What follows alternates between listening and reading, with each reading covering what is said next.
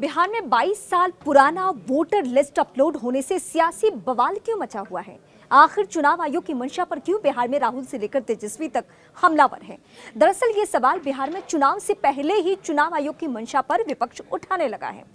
22 साल पुराना voter list upload होने से चुनाव आयोग के इस अभियान से बिहार में राजनीतिक बहस छिड़ना लाजिमी है।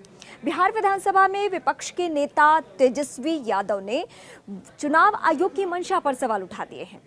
हालांकि चुनाव आयोग इसे सघन पुनर्निरीक्षण को निरंतर चलने वाली प्रक्रिया मान रहा है, लेकिन जवाब से कोई भी नेता, जो खासकर विपक्ष का है, संतुष्ट नहीं है।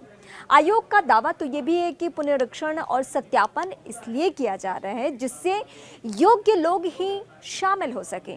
आयोग का दावा यह भी है कि पिछले 75 वर्षों से ऐसा ही होता आ रहा है। साल 2003 में मतदाता सूची अपनी वेबसाइट पर अपलोड करने को लेकर उठते सवालों का चुनाव आयोग ने जवाब भी दिया है। आयोग का दावा है कि 4.9 करोड़ मतदाताओं को कोई दस्तावेज नहीं देना होगा।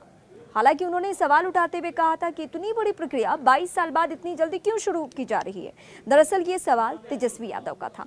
2003 में जब गहन पुनरीक्षण कर नई वोटर लिस्ट तैयार की गई थी, तब इस प्रक्रिया में पूरे 2 साल लग गए थे।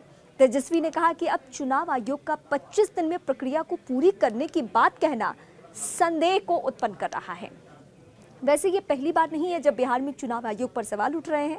इससे पहले 2020 चुनाव के मध्य से लेकर चुनाव परिणाम आने तक विपक्षी नेताओं ने चुनाव आयोग पर सवाल खूब दागा और चुनाव प्रक्रिया में धांधली की बात हर बार दोहराई।